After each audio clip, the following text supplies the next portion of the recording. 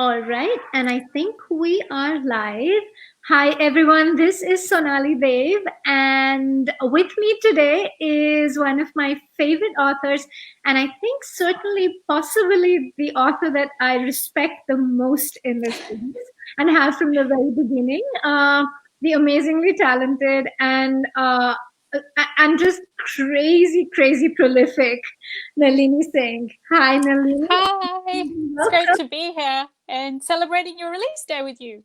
Yay! So excited. It's the best gift ever, like the best, best present ever. So Nalini And your is book is awesome. Your book is thank awesome. I am you. not finished yet, but I am obsessed. And I was staying up way too late last night. I was like, oh, I must know what happens next. So can't wait to get back to it today. Yay! Music. Like I'm done. I can just go to bed now. I have no Well, one else. Persuasion is like my favorite Austen. So this is the book I was waiting for when you said you were doing this series. This is my one because I feel like it's the one with the strongest romance arc. It has, it's got the black moment and then it's got the happy ever after. It's just perfect. It's just Yeah, perfect. and it is the most, I think, highly romantic. Like it's the most romantic of her books. Like even I think so. with it's just I mean their emotions are the what we love, right? They're up there. It's just yeah, I love it. I love it, and I this is the best thing ever that you're enjoying it. Oh, I love it. And we're actually live because I'm seeing that we have comments. Because everyone, just so you know, I'm so sorry we're late for 5 minutes. I was trying to figure out why, why you couldn't see us, and so Nalini was very patient with me. Thanks for being here, and of course, questions. This is very free flowing, as you know. We've been doing this for a few nights, so if you have questions for Nalini, she's captive and right here. So let's ask her. I But can't see the questions though, so yeah, just so you know, you I'll can read pull them them. up. I'll read them out. Yeah. So there's people who are fangirling really hard in the comments. And Raj Shen should be every book boyfriend on every book boyfriend list. Oh, Of he's pretty course. amazing. I love him I, too. yeah, I think that's one of my favorite of your books. I mean, I have to say, okay, of the contemporaries, maybe I'm trying to think. Yeah, no, but I think of all your books, it would always have to be Hawk. And I know I'm kind of like I dig my heels with that, and everyone fights with me, but it's just it's. I think I wait making us wait 11 books to get to him. Yeah, no, Good we're things just take time, Sonali. like, Good things take time. please give me that book. And when it came, it was just every moment was perfect. But the first, I read the opening chapters of Alpha Night, and I am salivating. And you do that, I think if I mean there's so much that one could learn from you in terms of craft, but that first line hooking you, and that first page, just after that you can't put the book down, it's masterful. And do you actually, like, does that first page come easily, or is that something, it seems like one would have to work really hard to get that level of like absorption right there? Do you mean the prologue part? No, I Or mean any book of yours. As soon oh, as you read the first line and the first paragraph, you're completely sucked in. So, um, you know, usually the first line is quite instinctive, and that's where I get it's like the impetus, it kicks me off, and I don't always write the first page at the start of the book when I'm writing. Sometimes I write another scene completely. But yeah, usually when I do start with the first little bit, and yeah, because it has to kick me into gear and make me feel really passionate about the book. So I might fiddle with it afterwards, but a lot of the time, the first line is what I wrote in the draft stage. Yeah, I think it's because when I'm passionate about something, hopefully it comes through on the page. Yeah. yeah. And I mean, you're probably one of the most prolific, I think, writers in terms of at a time how many series that are so completely different, and how many genres and subgenres that you kind of, that you're able to do at one time, like within the span of 1 year. You have, like, last year you had what, a couple contemporaries, a couple, or maybe three paranormals, and a thriller, right? I mean, that's so how do you, and it's all passion, right? That's your, I think, calling card. Yeah. It's all that you can feel the passion. How do you hold on to that? Well, it wasn't quite that many last year, but I think part of the reason I can be so passionate about it is because I do what I want, and I don't force myself into following trends or following genres because that's the hot genre at the moment. I always remember when I started, everyone said when Slave to Sensation came out, paranormal was dead at that time. So, but that's what I felt passionate about. So that's what I wrote. And I was really lucky to find my editor, Cindy, who also loved it. And she fought for that book, even though paranormal was dead. And so now we always say the paranormal is undead. So it will always come back. So I think it's really important for a writer to be passionate about the writing, especially for a long-term career. So my first book came out in 2003. So I've been in the industry a long time. Yes. And what I've seen is the people who thrive are the ones who really enjoy their work and their books. And that's why I keep trying different things as well. And why I go with my little weird ideas. So, like vampires and angels. Why not? I find it interesting. So I think that's really the key, to love what you're doing. But you carry that, like, you carry that passion on for then 20 books, right? While growing your passion in other new series.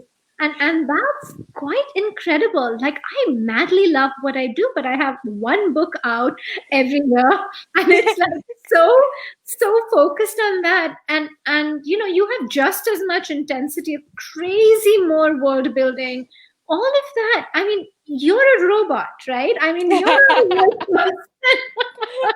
I think so I have a friend of mine who also does one book a year, and she always says, I want to do more, but I think we all have our own pace, and I would go probably crazy trying to do one book a year.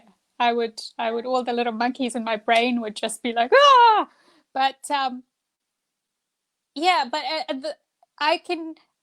know there are people who write more books than me, and I can't do that because that would, for me, I wouldn't have the time to make the book what I want it to be. So I think it's very personal to each writer what your rhythm is and how much time you need. The other thing about holding on to a series for 20 books is that it's easier in some ways, not easier as in construction of the world, but it's easier to carry on because the world is so huge and immersive that I continuously want to explore new aspects of it. So it's not enough to just write a book, for example, about your favorites, Hawk and Sienna. I want to know what's happening with those two, a few years down the road, so that we can go back to them and see what's happened with her abilities and what's happened with their relationship, because she was very young when they get together. So what's happened to her, she's grown into her power as the alpha's mate, into her own power and as the alpha's mate. So all these kind of elements, with series, I'm a huge series reader, and I love that kind of stuff where you go back, reference other characters, and find out what's happening in parts of the world building, like the politics, or if it's an apocalypse book, what's happening with the apocalypse kind of thing. So as a writer, I love that too. Yeah. And you actually ended an arc. And first, I think the cupcake making scene with Hawk and Sienna in the next book was amazing. This is what I want. I just want Hawk and Sienna making cupcakes. Okay. I need special, like, fanfic. By you, of course, nobody else. But you ended an arc, and now you almost have the post-apocalyptic world, or the post-war world, and so that's lovely that you kind of finished one arc. And so as you're writing this, so when you wrote Slave to Sensation, how far did you know this in your head? Like, how far was this out? I knew the ending of the first arc because You did. I knew the ending of the first arc, and I'm not a big plotter or anything. It wasn't written down anywhere. It was in my head. I knew exactly what we were beginning with and where I wanted to end. But I think it's really critical to know that. I always tell this to people who are writing series, is that you have to know where you're going for a strong series, because there's a lot of little pieces that fall into place along the way if you know your end goal. And so that's why I think the books are rereadable, because once you get to the end, you realize there's Easter eggs along the way. And I actually learned this by watching television. So if you've ever seen a really strong series or a season of television, you can tell that someone's actually thought about it. Yeah. So, and I'm a really big science fiction, watcher. And one of the series I used to watch was Babylon 5. And all the hardcore SF people will know that show. But it's very well scripted. And they had an issue at the end, and they kind of had to rush the ending they wanted because they got told the season was going to be finished at season 4, and they'd planned for 5. And so they rushed this ending, and then they got season 5 anyway. So it kind of fell apart a little bit at the end, but it's still amazing. It's so well scripted. Everything's just well done. It's thought out. In comparison to a lot of shows where you see they're kind of making things up as they go, and it's not as satisfying. So, so that's where I come from. Whenever I start a series or an arc so now season 2, I sat there and I thought, okay, where's this going to take us? Where are we going? There always has to be a purpose to the journey. Yeah. Yeah. I mean, and when you think about it, in Slave to Sensation, you already had the Sienna and Hawk arc starting, which was brilliant. I think, which is one of and that's why that hunger builds, because you started in book 1. I mean, she's a baby, but you can see the spark right there, right? I mean, do you want to know a secret? You didn't know that? That was not meant to happen. That was not meant to happen. I literally wrote that scene where they first interact, and I thought, oh, no. This is she is too young. I love that. And I think, and I'm not a voyeuristic person by nature, and I mean, my husband is 7 years older than I am, but we were both fully grown adults, and and Hawk and Sienna were like 13, 20, like it's much more. Yeah, it's a big age gap. Yeah. And that's conflict, right? From page 1. From page 1. And it's also, like me as a series writer, I'm sitting there thinking, okay, so when will their book actually happen? Because she's underage. So it was, when readers were saying, when is their book coming? And I'm like, I'm just as desperate. But the problem was I couldn't skip chunks of time, because then you lose a lot of the other stuff that's happening in the world. So, it was a lot of tension from day one. But also, I mean, it was really frustrating, but it was really exciting as well, because it was when characters just have chemistry like that, you just go with it. There's nothing else to do. It's like, okay, boom, on the page, they're clashing. It's fireworks, and this off we is go. going to happen. Yes. Yeah. I'm so glad that happened. Okay, I'm going to see questions, because let's see, since you can't see them. Oh, of course, everybody loves Caleb. Like, everyone loves him. Every time I say Hawk, there's like, Alicia and Nisha and like all of us know Caleb. I'm like, shut up. I get it, but there's just no Caleb. So there's this big like Hawk Caleb war with only me on the Hawk side. Oh no, I think you've got some Hawk fans. Of course, yeah, but I mean, I'm always standing up for him, because I mean, it's hard not to love Caleb. I get that. But, a wolf is a wolf. I mean, it's the dog family. What you going to do? All right. So thank you to everyone who's wishing me a happy pub day, and everybody's fangirling over you. Somebody asked if you are going to write another thriller. Yes. I just actually announced the back cover blurb for that one. It's called Quiet in Her Bones, and it's about the socialite Nina Rai, who disappeared 10 years ago with $250,000. And everybody thought she just got sick of her husband and took off with his money. But then they find her bones in the forest adjoining with the neighborhood where she lived. And she's wearing the clothes from that night 10 years ago. So Ouch. it's like, what happened to Nina? And so her son is the one who's sort of trying to find out what happened to his mother 10 years ago and where's the money. So it's creepy and it's interesting. It's set in New Zealand again. I'm loving doing the New Zealand set thrillers because the landscape is as much a character as the people. Yeah. And this neighborhood is, it's wealthy, but at the same time, it's on the edge of this forest. And that's all I'm going to tell you. Go read the back cover blurb. Wow, that's amazing. And do you is there an Indian community in Auckland? Like, is that a thing? Yeah, there is. It's interesting because there's actually kind of two streams of community, and they sometimes cross, and it's always like, oh, you exist, but in a nice way. Right. It's because I was born in Fiji, right. So I suppose our kind of Indians have more of a Pacific vibe and tend to hang together, and then there's the Indians who have ancestors in India, and a lot of them have been here longer, and so there's that community as well.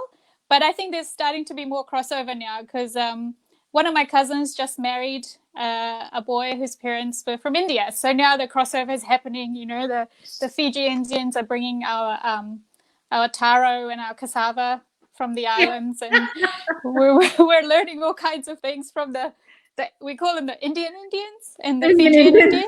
So it's funny. There's these cultural things that are exactly the same, exactly the same, and then there's these odd little things that are completely different because our culture has drifted after 150 years in a different direction. But it's good fun, and it's not a huge community. It's relatively small in comparison to the population, but it exists. Right, because you said Nina Rai, so I'm guessing it's an Indian family. Yeah, it is. And so that'll be really interesting too. I say this about every one of your books, is one of my favorite books of yours. Rebel Heart, for me again. It was like that family could have been, and we had talked about it, and you had said this is Fiji Indian, and so some language might be different, and I mean, to me it seemed absolutely like like any other Indian Indian American, Indian Australian, Indian outside of like immigrant Indian family would feel, is how they felt to me completely. And also it was amazing because some of the language and some of the words were partially Hindi and also a little bit like Marathi, because we talked about this, the aji, like calling the grandmother, and things like that were a little different. A little different. I actually have a question for you, because in Recipe for Persuasion, she calls her kaki, right? Mina kaki. Yeah. For us, we would use kaki for the wife of the youngest or the younger brother, but it's the opposite. It's for the old. No, so the way that it is in northern India is either chachi or kaki is younger, and then taiji is like older, right? Okay. But for Maharashtrians, in the Marathi culture, there's no distinction by age. So everyone's a kaki.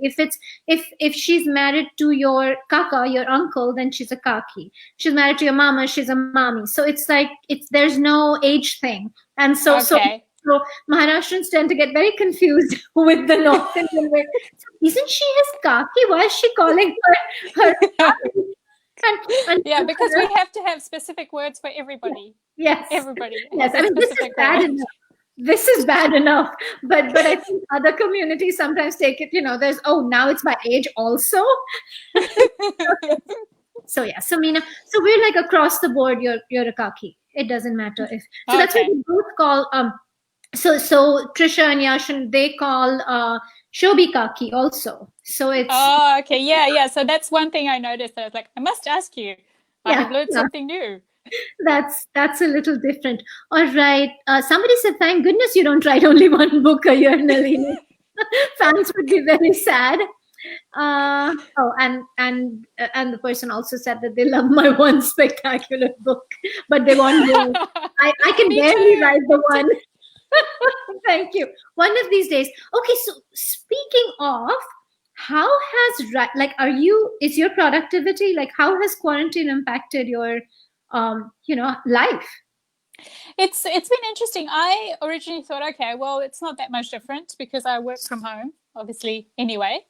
But it has. It's affected me because of the lack of the contact with the people I would normally see all the time.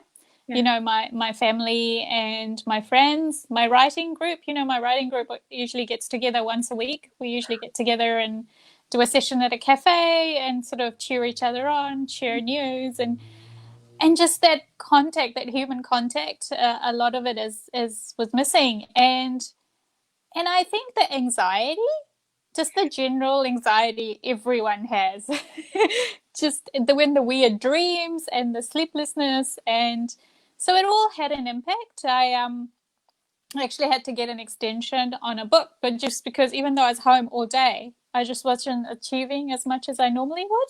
Yeah. So So I mean, this is incredibly awful of me, but I'm so relieved to hear it.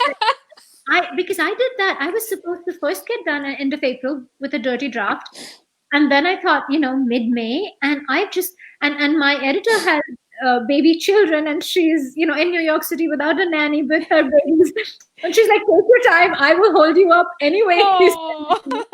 I think, and I think every single one of my friends has asked for an extension, which Yeah, I is think because we create in our heads, we're creating in that mental space, and that mental space was taken over by a lot of other things. And it's hard to shut out the anxiety when it's constant, when you're constantly reading updates about what's happening. and But and I, no, it's go non on. no, it's nondescript, right? You can't, it's intangible, so we know Yes. we're afraid, but it's not like a it's not real in terms of, there's horribly, there's 100,000 name 100,000 people's names in the New York Times, but it's not like war. There's not like, there's not shelled buildings, and so it's this weird thing that's almost easy to separate from yourself, and you have, it's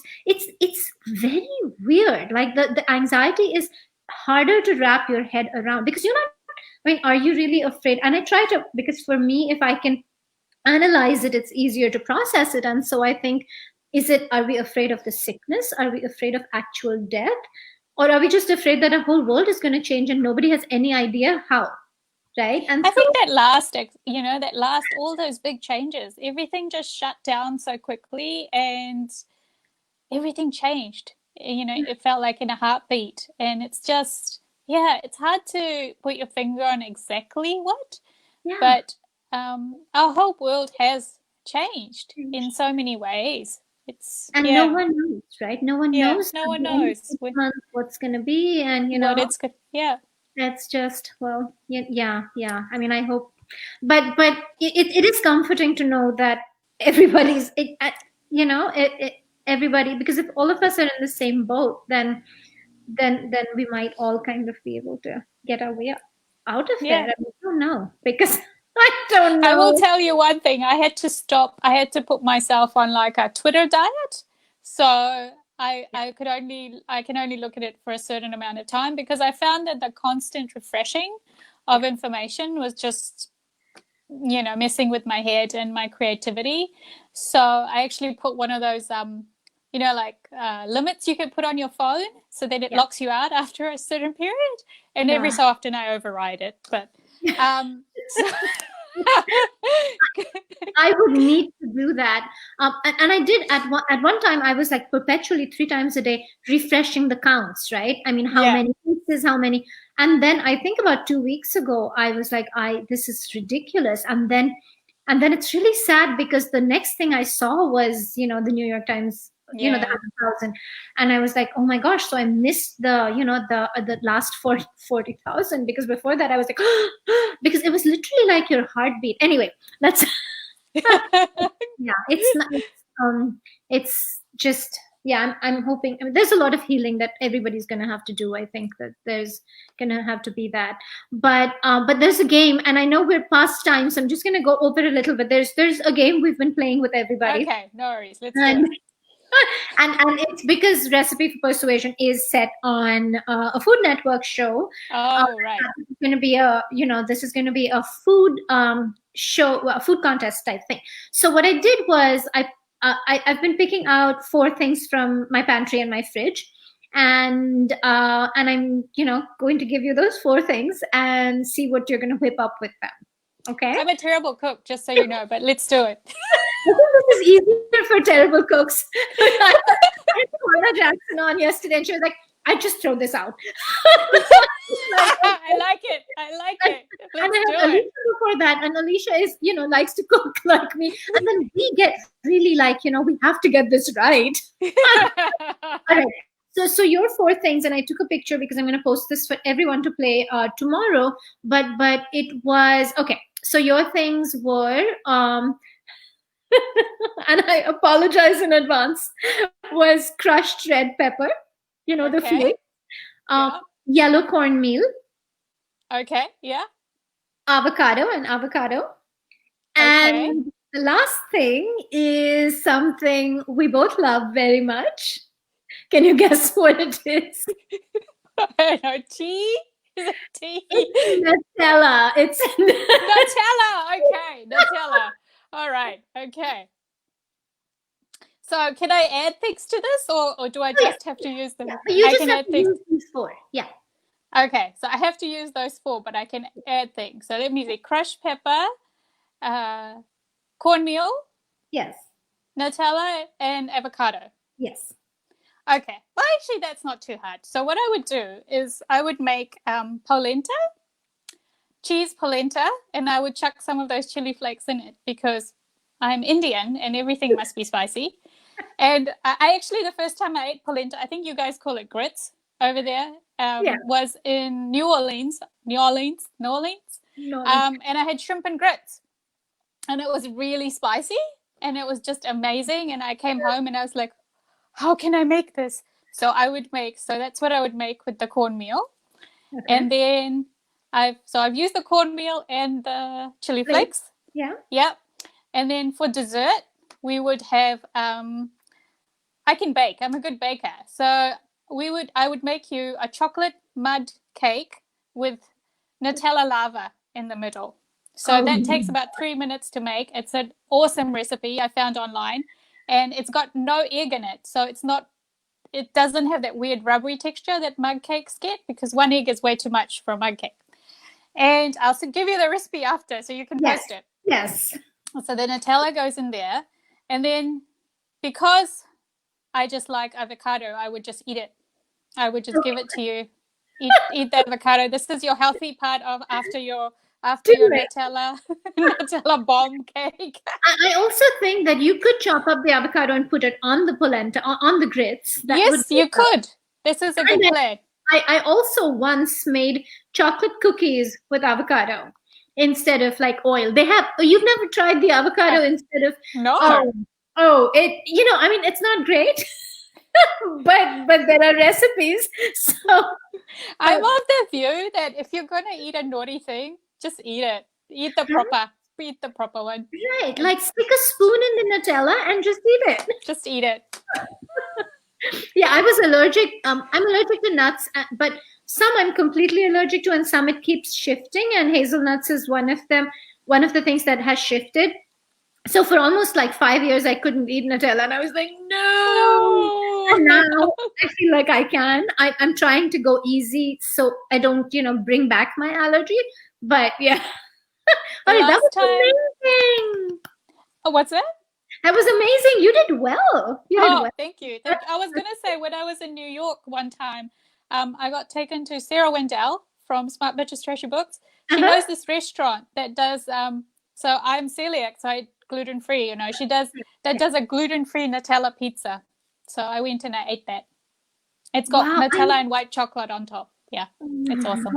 I think I had heard of that, and the reason I couldn't do it because at the time I was both wheat and nut free. And so I was like, Ah, now you no, can go back. now I can go back. Now I can go back. I did actually eat like an entire gluten free cauliflower crust pizza today. That has nothing to do with anything. I'm going to go quickly over some comments and then let you go because we've gone over a little. I can talk to you for the rest of this hour, but I know you have things to do. Someone got chills with you talking about your thriller, and I loved Madness of Sunshine, Bear Shifters. Robin wants to know whom you fangirl. Who do I fangirl? Yeah. So my biggest, well, it's funny, you know, I can't when you ask this question, it's like ooh, and then ooh. So one that's passed away is Anne McCaffrey. If you haven't read her, it's a fantasy writer, science fiction writer, and just incredible world building. And I grew up reading her books. I still love them. I still reread them. And another one is JD Robb. I am like obsessive fan, and I just was like, the day the books come out, I am there. I am reading it. I am inhaling those books, and you know, all the big ones, you know, that we grew up with. Those are the people I fangirl. Like everyone from Christine Feehan. You know, the first time I met her, I was just like, yeah.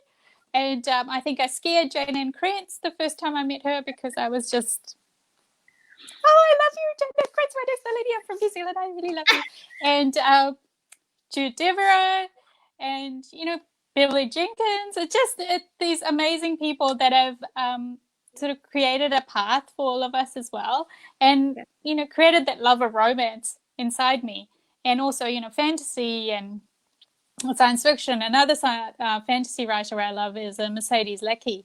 So yeah, there's a ton of them. I mean, as soon as we stop talking, I'm going to be like, oh, I should have mentioned this person and this person, but we'll.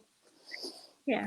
No, that's amazing. I have an embarrassing Jane Ann Krantz story, but you have too many questions, and so we're gonna have to save that for a different. I want to know.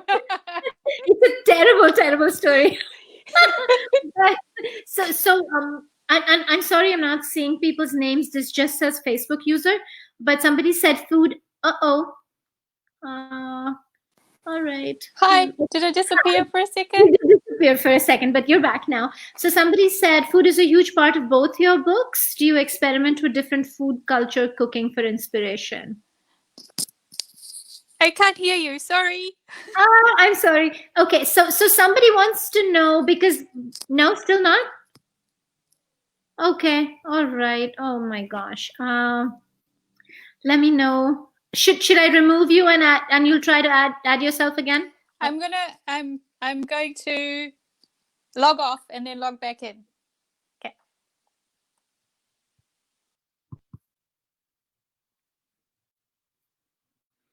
Okay, I'm still here. So we're going to wait for Nalini to come back. She's being so kind as to go over time. We've already gone a little over time, so let's hope she comes back. I will answer that question for myself. You know, I love cooking. Not now that I feel like I'm continuously cooking, but there she is again. All right, there you are. Can you hear me now? Yes, I can. Great, thanks for doing that. All right, so this person wants to know, there's food is a huge part of both your books. So do you experiment with different food culture cooking for inspiration? I like baking, but like I said, I'm not a huge cook. But I have to say, I like eating all different kinds of food. So if I do see a fun recipe, I'll try it. I mean, I can cook. I should say that I can cook. I lived by myself for 3 years in Japan when I was younger, and that's when I really learned to cook because I missed home cooked food. So that's when I got, you know, got going and actually learned to cook. But yeah, for sure, I'll try anything. I am a big traveler as well, so if I see something, I'll be like, I'll give it a go. Yeah, yeah. And I actually miss places based on the taste of their food, and so to try and replicate that is always, Yeah. is so. And I'm glad you mentioned Japan, because one user wants to know what your favorite part of living in Japan was. Oh, my favorite part of living. Well, I lived in this little tiny town, and I taught at all the junior schools and all the middle schools in a rotation. And I used to go around on my bicycle, so everybody knew who I was. Nalini Sensei, all the little kids, they were so cute.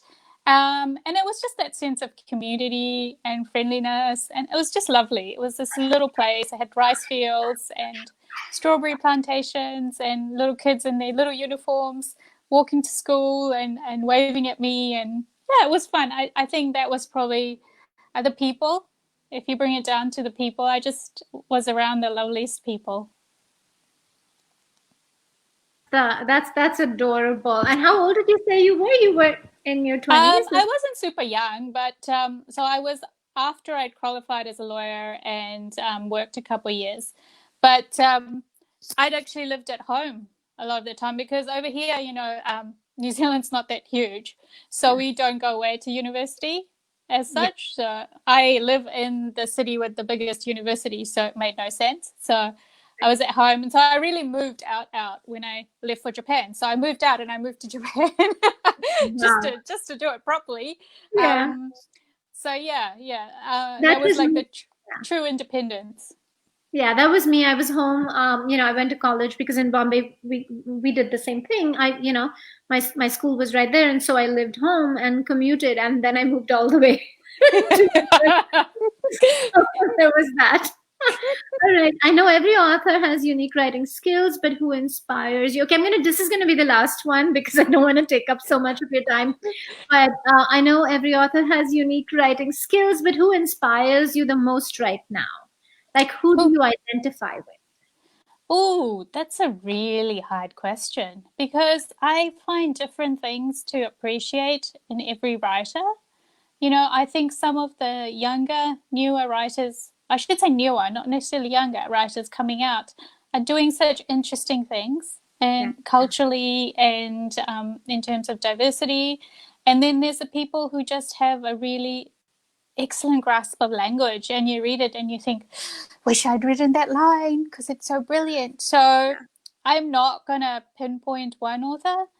I will say, I think for a writer, it's really important to read and to read widely. So a few years ago, I realized I was reading mostly the people I knew, the people I loved. And then I thought, no, I'm missing a lot of innovation and new voices. And I deliberately widened the circle of people I was following in terms of bloggers and other authors. And because I get a lot of recommendations, different kinds of recommendations fill my feed. And so I'm picking up all kinds of new material all the time. So yeah, I'm a big believer in reading for writers. Yeah.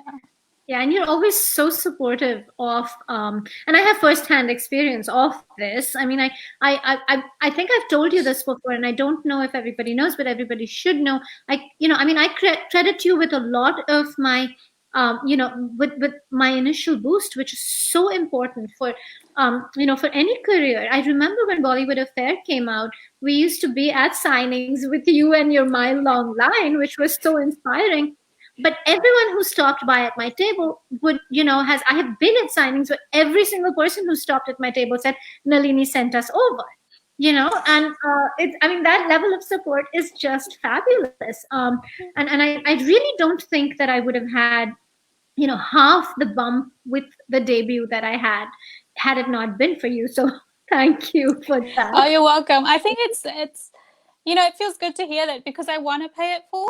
I want to have a positive effect because people were lovely to me when I started out. And I think in particular Christine Fian, she sort of sent out my book to her newsletter list, which is enormous.